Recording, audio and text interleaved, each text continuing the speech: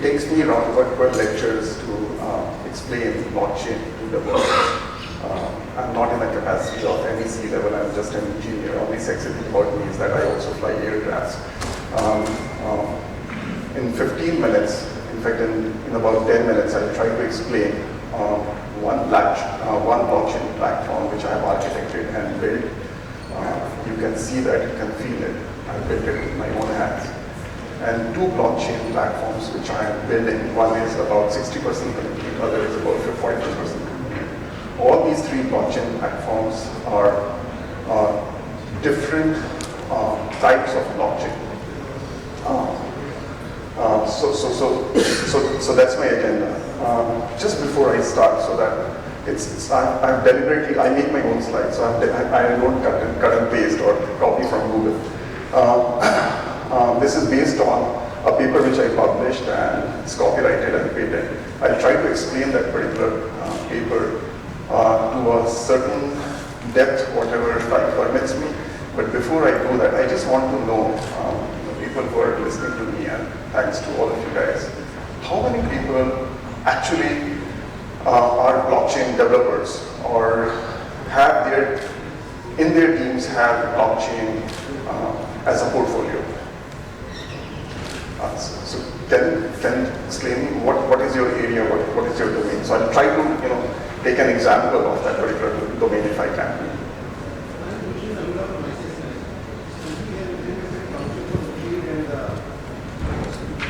So we have implemented blockchain for trade and the remittances part of it. And it's a custodian. It's a custodian based. No. It's a private blockchain. It's private. Okay, fine. Private permission. Okay. So private blockchain are one of the simplest blockchain to build because you basically take your rules and you try to put them, and then you create constraints within the nodal environment, and every node gets replicated based on that constraint. So I'll touch that. Yes.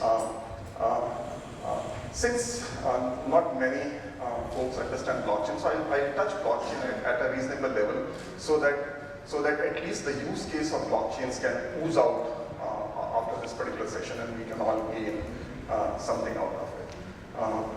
Is that clicker? Yeah. Now, idea is that how can we unlock the potential of blockchain?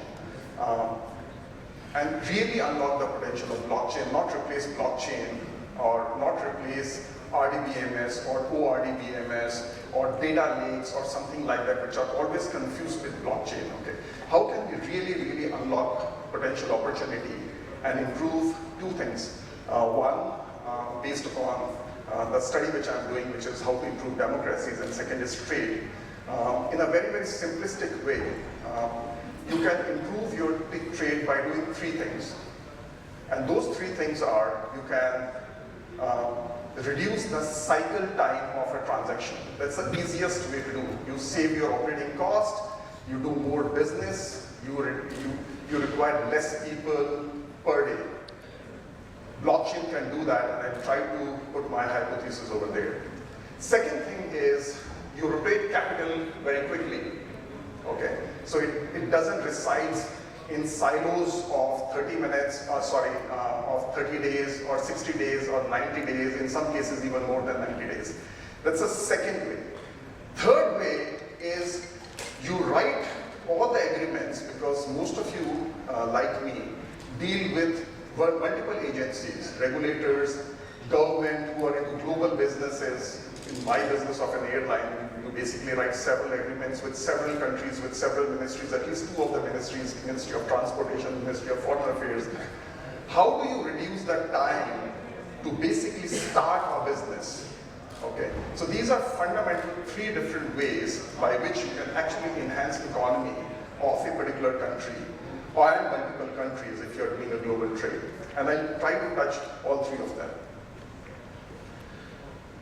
Now, before we go into a little bit depth of blockchain, and these are two different subjects.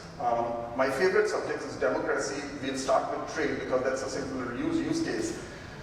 Everyone agrees on two aspects of blockchain. One, it's consistent. That means whatever transaction you have done with any of the party in a particular consortium, whether it is private or public, it is replicated to every node and everyone can see that. Hence it is consistent and it is extremely transparent. It is relative transparent in a private consortium because you can decide, hey, which trading partners have got 100% visibility and which trading partners may not have 100% visibility. For example, if you consider, let's say, a bank as a consortium, I'm not a banker, but I'm trying to make it up. And if banks don't give loans to airlines nowadays, you read newspapers, but if a bank has given a loan to a particular airline, and if there is another airline which is also part of that consortium, if bankers are leading that particular consortium, they would not like that exact transaction, what has happened between a bank through various steps with that particular airline should be visible to other airline. So you can do several things. This is not the right use case. This is the ultimate use case in which everything becomes transparent, but in a private one you can do that. I'm not going to touch that private thing. I'm going to touch classical right blockchain. This also means fundamentally blockchain runs on two things. One, consensus. Second, voting. Okay. Now, since it is so transparent, since it is so consistent, since it is run by algorithm, and those algorithms are actually dictated by consortium, when I was taking a class, and a student basically asked me that, Ravi, if 50% of people are corrupt, that means if their rules are biased, what would be the state of blockchain? And my answer to him was exactly what I've written over here, that if we know corrupt, if we are corrupt, then at least we know we are corrupt, and everybody knows that we are corrupt, okay? So it gives a consistency, and you can take this particular philosophy to a higher level. If as a country we are corrupt, at least we know we are corrupt, hence anyone who wants to trade with us, they know exactly what we have to do a trade with this particular country. And as people, if we are corrupt and we are not right and all that stuff, same thing goes to the state of democracy, same thing goes to different kinds of democracy, whether it is representative-based democracy or it's a direct democracy. Direct democracy I will touch. And please stop me, if you have, because I'm touching two different subjects at the same time, and I'm deliberately doing that just to showcase something that after a very, very long time, there is a computational platform which is being at least debated, which has got a chance to change almost everything, and seriously everything. Now, usually when people talk about blockchain, they basically talk about this public, federated, private. 14 years back, when I was actually talking about cloud and implemented arguably first cloud in India, a lot of people will say, why you are doing public cloud, why you are doing private cloud, and why do you are hybrid cloud. Still that particular discussion goes on and on. So the point is not about types of cloud or types of blockchain. The point is that do you have a use case for cloud? Do you want to implement this technology, which is a very, very different kind of computational infrastructure? Blockchain arguably will change dimensions of infrastructure, whether you have a cloud or whether you have your own set of clustered servers. You can't see this, but if you want to take pictures, you can take this. This is the framework, and I've tested this framework in all the three examples which I'm going to quote. And fundamentally says that when, and only difference between a public and private and federated blockchain is that restrictions actually become rights in a public one. So, for example, when a bank basically creates a consortium, and even if it's a public consortium, that means regulators can take part into it, citizens can take part into it. You basically put some rules, and those are restriction-based rules. You can do this, okay? But when you actually get into a public, pure public blockchain, then those restrictions are fundamentally rules, and rules are fundamentally rights. That as a citizen, this is my right. As a citizen, I can vote on this. As a citizen, I have got a right for this consensus. Even if I'm in minority, I have got a right to say, and that right has to be considered under some rules and regulations. So either algorithms through machine learning or deep learning, they improve on its own, or manually custodian sits together and says that, hey, why this cluster of minority nodes are never addressed. Now that will never happen in a private or a federated, because it is run through a consortium, which is a constraint-based algorithm, or constraint-based architecture. I'm going to really rush because I have just 4 minutes. Now, you can make your own assumption, but this is something which is already done, which is already in progress, and it actually saves round about $72 per session of training per person. And this is basically a federated blockchain where regulators, airlines, MROs, and various countries, various stations come together. Currently, countries are very less, but use cases are wide. In an essence, I'm just making this up again, but it will happen. If an aircraft lands, and I'm going to simplify, if an aircraft lands and it has got a defect, everyone in that consortium or everyone who has got a node in this particular blockchain, I'm assuming people understand that blockchain is based on nodes. Every node in this particular blockchain knows where aircraft is, everyone knows where the paperwork is, everyone knows what is the history of this particular aircraft is, everyone knows which part needs to be procured from where, everyone knows where is the availability of resources, hence the problem is solved. Usually when you do this, you have to actually fill over 200 plus documents. Anyone from airline industry over here? Okay. Anyone who is from airline, you have to basically put 200 plus documents and like, hey, what is this aircraft? Can I do this thing in this particular aircraft? When it landed, does OEM gives me permission? Can I basically correct this in this particular MRO? What is the history of this particular part? Can I procure this particular part and all this stuff? All these things can be done in less than 2 minutes. Okay. Now, one of the fundamental difference between a public blockchain and a private and federated blockchain is public blockchain have got a longer latency time of transactions. Now, this is very technical, I'm not going to explain, but somebody asks you what is the fundamental difference, the latency time is pretty high.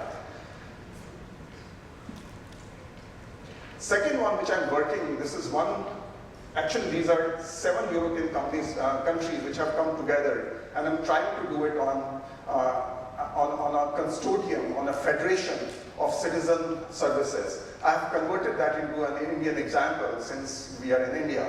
But this is doable, and currently this is a huge problem in India. You know, lack of time can't explain more. Now this is my vision, kind of a dream. In any democracy today, you can read these 5 points. None of the democracy, whether you go through a socialist-based representative democracy like India, or a very different capitalist-based presidential democracy like United States of America, these 5 things are constraints. They are not addressed, and they are never addressed. And this cannot be the right definition of democracy. Okay? Don't have time, sorry, but idea is each and every citizen who has got a mailbox number at least, or in India's case, who has got some identification, that can be a node for that particular citizen, and they can have a right to certain fundamental things, right to education, right to food, right to drinking water, right to clean air, and they can vote on that, and every vote can really, really count. And we don't have to get into this mess of EVM machines and whether they are right or whether they are not right and all those stuff, and whether they're encrypted and all that stuff. Those are technical things. But blockchain fundamentally, and I'm talking about classical blockchain, can, for the first time, make an attempt to basically rectify or improve democracy to the right definition of democracy. That's a paper which I'm writing, and when the paper is over, I'm going to publish it for the open source thing. This is perfect time. So this was my kind of No, I would not say pitch. This is, I'm an engineer. So this is my glimpse, an idea of what I'm trying to do with blockchain. And my request is that, all of you guys are C-level, big guys. Try to do some experimentation within your group or within your social circle where you experiment with blockchain. It is a technology which is worth experimenting. Don't equate blockchain with a Bitcoin. Bitcoin is just one use case of blockchain. It's an interesting technology. Whether it will be successful or not, we can debate on that. My gut feel is that it will be very, very successful technology and it can solve various problems, mostly problems related to trust and consensus in a far more easier way. And you don't have to spend a lot of time in terms of writing integration software, writing APIs, or creating trust-based softwares, millions of millions of dollars to put on a cloud infrastructure. Thank you very much.